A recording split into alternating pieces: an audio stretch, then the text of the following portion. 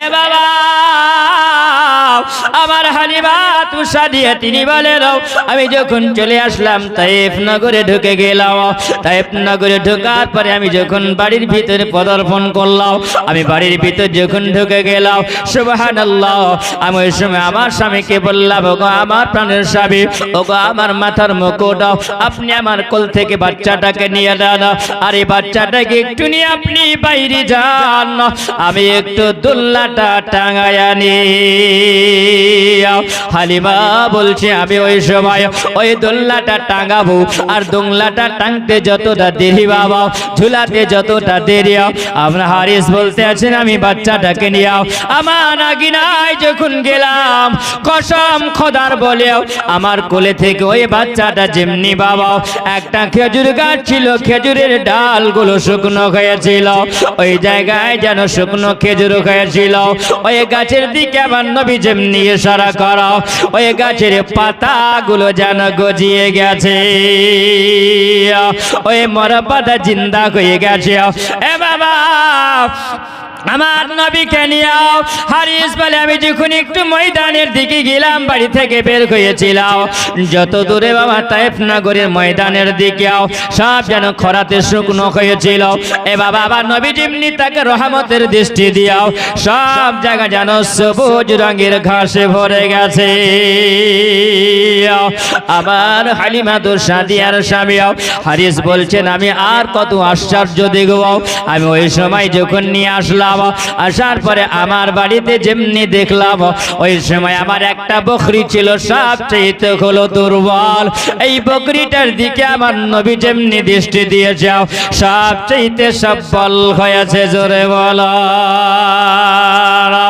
এ বাবা হাদিসের মধ্যে পাওয়া যায় আমার নবীকে হালিমা তুষাদিয়া যখন গোসল দিতে দাও, আর এই গোসলের পানিটাও দুনিয়ার মানুষেরা কাড়াকাড়ি লাগায়া দিতে হজরে বলুন সুবহানাল্লাহ। কেন রে বাবা? এই জন্য আমার নবীর গোসলের পানিটা গোলা এত বরকতময়, এত রহমতময়, কোন মানুষকে যদি বিমার হতো, অসুখ যদি হতো, ওই পানি পান করলে ভালো হয়ে যেত। এ বাবা সোনা মানি হালিমা তুষাদিয়ার স্বামী হারিস বলতে আসিল, তিনি আবার নবীকে কোলে নিয়ে আসার পরে বলছেন, ওরে ও আমার বিবি হালিমা, এই ছেলেটা কোন দুনিয়ার কোন এমন যেমন ছেলে নয়। ও হালিমা শোনো হালিমা, এই ছেলেটাকে যত্ন করে রাখতে হবে। ওগো হালিমা, এই ছেলেটার সঙ্গে জগতের ছেলের তুলনা হবে না। হালিমা বলছেন আপনি কি দেখলেন? বলছেন হালিমা রে আমার কি বাড়িতে দেখো খেজুর গাছ আছে, গাছের পাতাগুলো শুকনো হয়েছিল, হালিমা বাচ্চাটা যেমনি দৃষ্টি করাও, আর ওই সময় যেন বাচ্চার দৃষ্টিতে খেজুরের পাতাগুলো শুকনো ছিল যেন তাজা হয়ে গেছে। হালিমা বলছেন এই স্বপ্নর খবর না বলে আমি আর থাকতে পারিলাম না। হালিমা তুষাদিয়া বলেন, ওগো আমার স্বামী, ওগো আমার মাথার মুকুট, আপনাকে এতক্ষণ ধরে আমি কিছু বলি না। ওগো আমার স্বামী, আমি যখন বাচ্চাটাকে কোলে নিয়ে আমার এক স্থানে তখন স্থানে দুধ পাওয়া যেত না, আমার বাচ্চার কষ্ট হতো, আমার বেটা আব্দুল্লাহর কষ্ট হতো, যখন থেকে বাচ্চাটাকে কোলে নিয়েছি আল্লাহ তাআলা আমার ছাতি ভর্তি করেছে, আমার সিনাকে আল্লাহ তাআলা ভর্তি করে দিয়েছিল। ওগো আমার স্বামী, আমি আপনাকে আর না বলে থাকতে পারলাম না, স্বপ্ন জগতে এই ছেলেটার নাম শুনেছিলাম। হালিমা বললে কথা কাউকে বলা যাবে না, তার কারণ হলো এই ছেলেটার মানুষ হবে দুশমন। জোরে বলুন সুবহানাল্লাহ। ওই পাগড়ি পরাওয়ালা মানুষটা বলেছিল হালিমা রে, ওই ছেলেটাকে বড় দেখভাল করে রাখবে, কারণ এই ছেলেটা দুশ্মন হবে অনেক। ও হালিমা, ওই ছেলেটার জন্য মানুষের আক্রমণ করার জন্য দাঁড়িয়ে যাবে। ও হালিমা, এই ছেলেটা হবে একজন নবী। জোরে বলো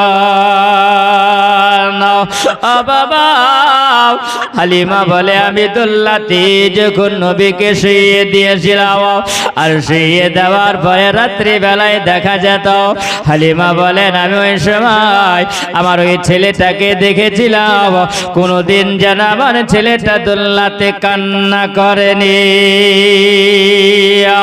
আমি যখন দেখেছিলাম রাত্রি বেলাতেও এই হাতির ইশারা আঙুল যেদিকে করে দিত সেই দিকে যেন 15 মাস চাঁদ ঝুঁকে যেত এইরকম করে দিন যায় রাত আসে দিন যায় রাত আসে এ বাবা কয়েক মাস যখন হয়ে গেল আমার নবীর দাদু যিনি হলে আব্দুল মুত্তালিব তিনি বলেন আমার পোতাকে কয়েক মাস হয়ে গেল আমার দেখা হয়নি আমার করল যখন যেন কেমন করে আমার মনটা যেন কেমন করে বেটাকে ডাক দিল বেটা হারিসরি ও বেটা যাও তোমার ভাতিজার একবার খবর নিয়ে আসো বেটা ও বেটা তুমি খবরটা নিয়ে আসো আমার পোতা কেমন আছে আমার দাদু কেমন আছে খবরটা নিয়ে আসো এই বাবা যখন এই কথা বলে বাড়ি থেকে বের হয়ে গেল হালিমার বাড়িতে বাবা অল্প সময়ের মধ্যে দেখা গেল যেন এই সময়ে রহমতে রহমত আছে জোরে বলে পাড়ার মানুষেরা তাই ফের মানুষেরা বলে ও হালিমা রাত্রি বেলায় তুমি যখন ঘুমাও গো হালিমা ও হালিমা তুমি এমন কি বাল্ব ব্যবহার করো এমন কি লাইটটা তুমি ব্যবহার করো এমন কি চারাক তুমি ব্যবহার করো ওই লাইটটাকে তুমি বন্ধ করে ঘুমাবে কারণ তোমার বাড়ির লাইটের আলোতে যেন সব প্রকাশ হয়ে যায় ও হালিমা কি এমন তুমি করো বলো ও হালিমা দেখা গেল অল্প সময়ের মধ্যে ওই যে সব ছাগলগুলো বাবা হৃষ্টপুষ্ট হয়ে গেল হালিমা যেন দিনে রাতে মালামাল হয়ে যায় জোরে বলেন কার বরকতে আমার নবীর বরকতে সবার মনে যেন হিংসা জন্মে গেল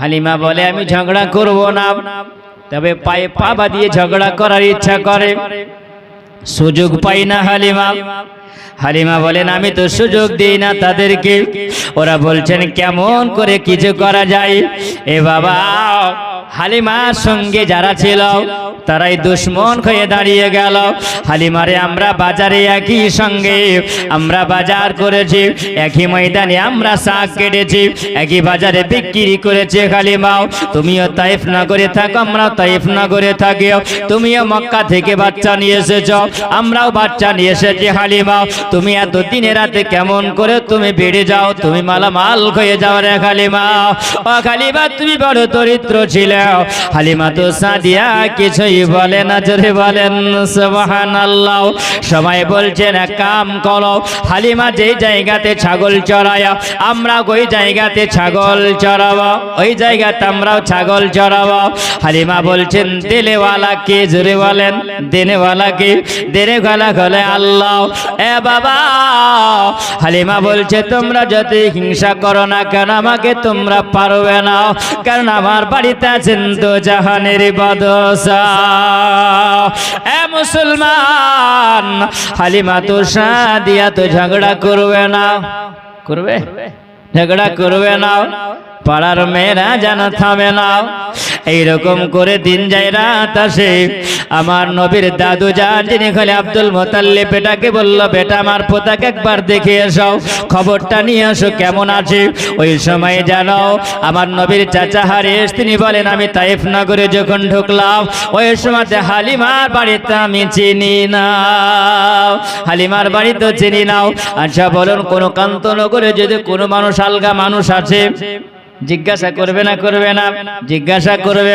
এই নবীর চাচা বলছেন আমি যখন তাইফ নগরে ঢুকলাম তাইফ নগরে ঢোকার পরে জিজ্ঞাসা করলাম হালিমার বাড়ি কোনটা বাবা ওই সময় একটা মহিলা এসে বেরিয়ে বলো কোথা থেকে আপনি এসেছেন বলছেন আমার বাড়ি হলো মক্কা শহরে আর আমি এসেছি হালিমার বাড়ি হালিমা আমার ভাতিজাকে নিয়ে এসেছে তাই একটু দেখার জন্য এসেছি ওই মহিলাটা যেন পাড়ায় খবর দিয়ে বলছেন কে কোথায় বেরিয়ে আছে সাই জব্দ করলে এবার হালিমাকে জব্দ করা যাবে বলে কেমন করে জব্দ করবে?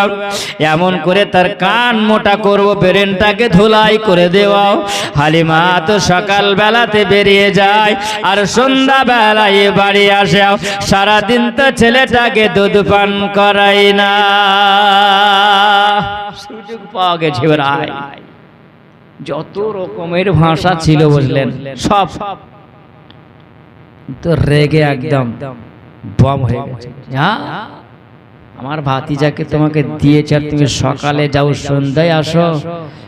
আমার ভাতিজা দোলনাতে শুয়ে দিয়ে চলে যাও।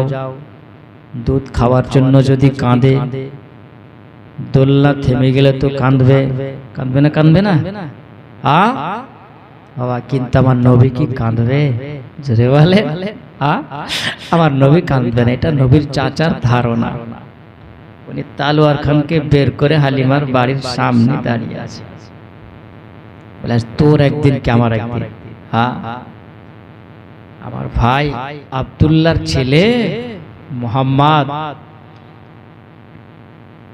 হালিমাতুস সাদিয়া সেদিন সারাদিন বসে আছে। হালিমাতুস সাদিয়া চেয়ে সূর্য ডুবু ডুবু হয়েছে আর হালিমা আসছে। ঠিক বৈকালের সময় হালিমা চলে আসছে ছাগলগুলোকে নিয়ে। তিনি বলছেন, এই হালিমা দাঁড়াও। বলে আপনি কে? বলে আমি মক্কা থেকে এসেছি, মুহাম্মাদের চাচা। যে ছেলেটা তোমাকে দিয়েছি ওই ছেলের চাচা হলাম আমি।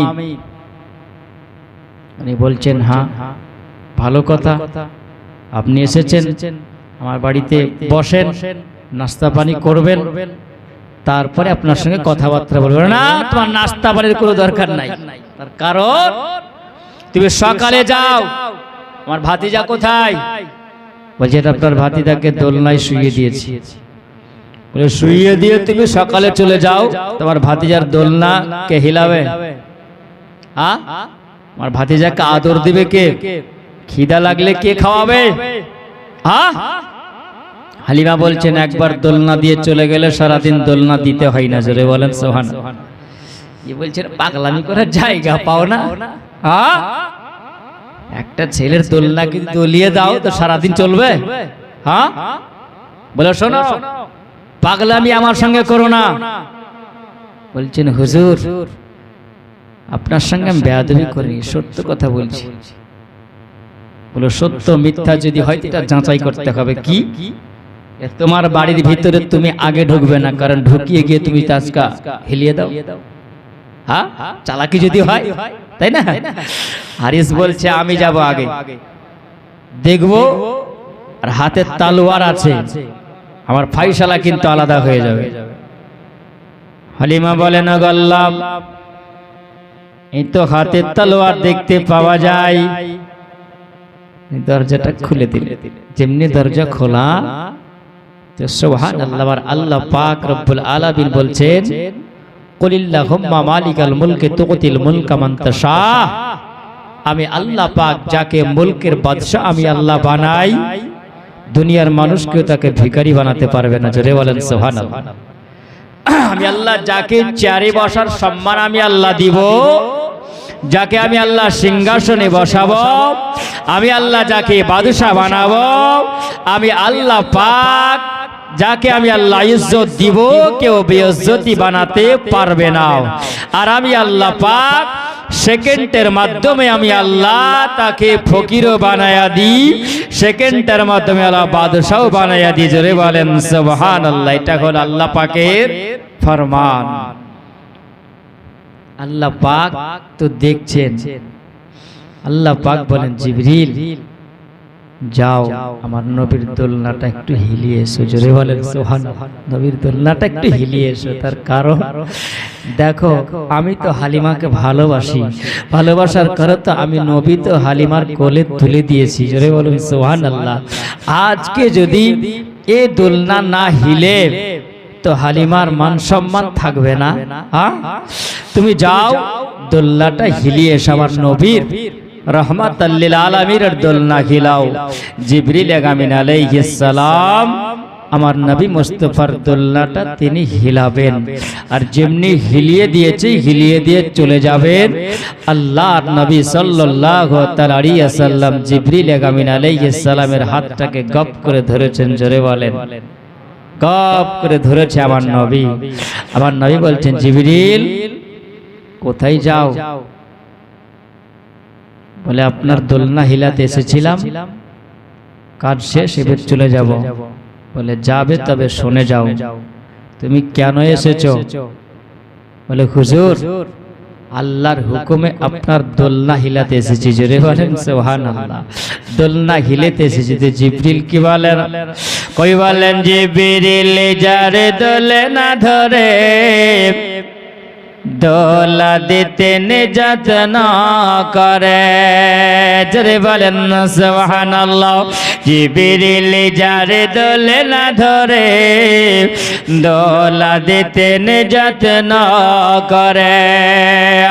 যে দোলনায় আরাম করেন, যে দোলনায় আরাম করেন আমার নবী মুস্তাফা। জোরে বলেন সুবহানাল্লাহ। জিবরিল যারে দোলনা ধরে দোলা দিতে নিজাত না করে। জিবরিল যারে দোলনা ধরে দোলা দিতে নিজাত না করে। নবী জিবরিলকে ধরে আমার দোলনা কেন হিলারে? জিবরিল বলে ইয়া রাসূলুল্লাহ আপনার দোলনা হিলায় খোদার হুকুমে। জোরে বলেন সুবহানাল্লাহ। জিবরিল বলে ইয়া রাসূলুল্লাহ আপনার দোলনা হিলায় খোদার হুকুমে। নবী কি বলে জিবরিল, নবী কি বলে জিবরিল আমার দুধ ভাইয়ের দোলনা হিলাও আমার হুকুমে। জিবরিল আমিন আলাইহিস সালাম গাও আমার নবী বলছেন, বলে জিবরিল আমার দোলনাটা হিলায়া তুমি চলে যাও। জিবরিল দাও আজকে দেখো আমার দোলনা হিলায়া তুমি চলে যাবে। ও জিবরিল এটা আল্লাহর হুকুমে তুমি পালন করে যাও। আয় জিবরিল শোনো, আমার দোলনা হিলবে আর আমার দুধ ভাই দোলনাটা হিলবে না। সেই দিনে মহাশানের ময়দানে আমার দুধ ভাই যদি আমাকে প্রশ্ন করে দেয়, ভাই গো একই দোলনাতে শুয়েছিলাম, জিবরিল আপনার দোলনাটা হিলাইয়া দিল আর আমার দোলনা কেন হিলালো না? আয় জিবরিল তুমি আল্লাহর হুকুমে দোলনা হিলিয়েছো। জিবরিল ও জিবরিল শুনে রাখো, আমি নবী বলে দিই তুমি আমার হুকুমে দোলনা আমার দুধ ভাইয়ের হিলাইয়া দাও। জিবরিল বলে, ওগো আল্লাহ এমন নবীকে আল্লাহ তুমি পৃথিবীতে পাঠিয়েছ, ওই নবীর কাছে ধরে গেছে আল্লাহ তোমার হুকুমে নবীর দোলনা গিলিয়ে যাও।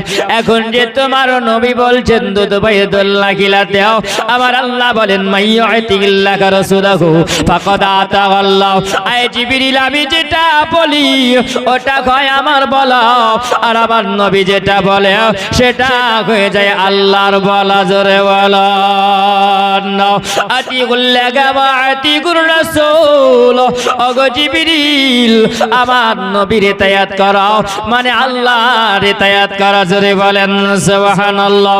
আমার আল্লাহ পাক বলেন আমার নবী যেটা বলেন সেটা হয়ে যায় আল্লাহর কথা, আর আল্লাহ যেটা বলেন সেটা হয়ে যায় নবীর কথা।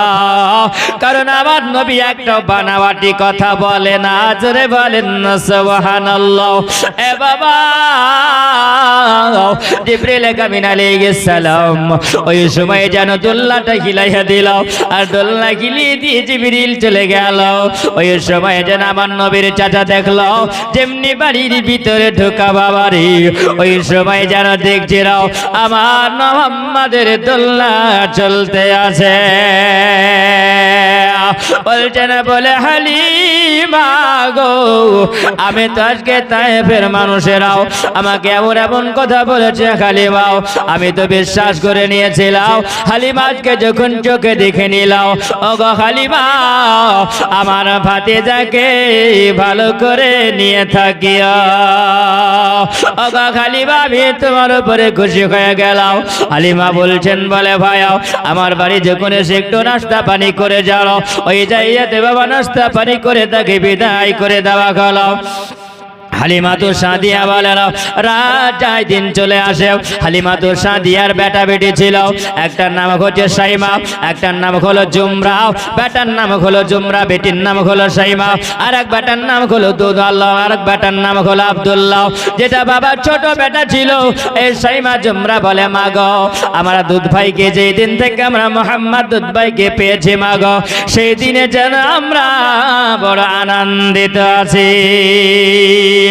সাইমা বলে একদিনের ঘটনাও, আমি যখন আমার দুধ ভাইকে নিয়ে কোলে করে নিয়ে যখন আমি বের হলাম, আমি বের হয়ে যাই রাস্তা দিয়ে যখন বের হলাম, দেখা গেল যে আমার মাথার উপরে একটা মেঘমালা ছায়া করে আছে। আমি যত দূরে যাই ওই ভাইকে যখন নিয়ে যায় আমাকে রৌদ্র লাগে না, ওই সময় যেন আমার মাথার উপরে ছায়া করে যায়।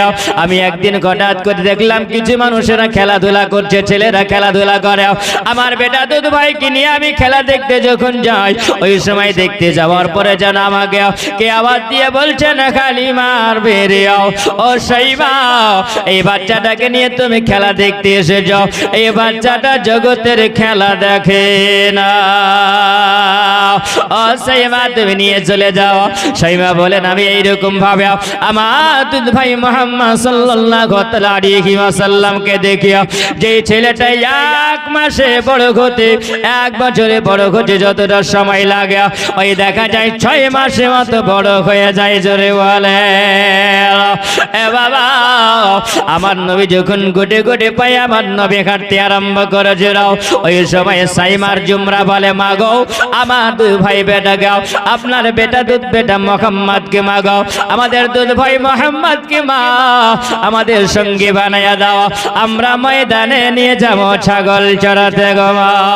ও গো মা আমরা বেটা দুধ আমরা দুধ ভাইকে যখন আমরা সঙ্গে করে নিয়ে থাকি, ওই সময় মা আমরা দুধ ভাইকে দেখতে পেলেও আমাদের খিদাও লাগে না, পিপাসাও লাগে না।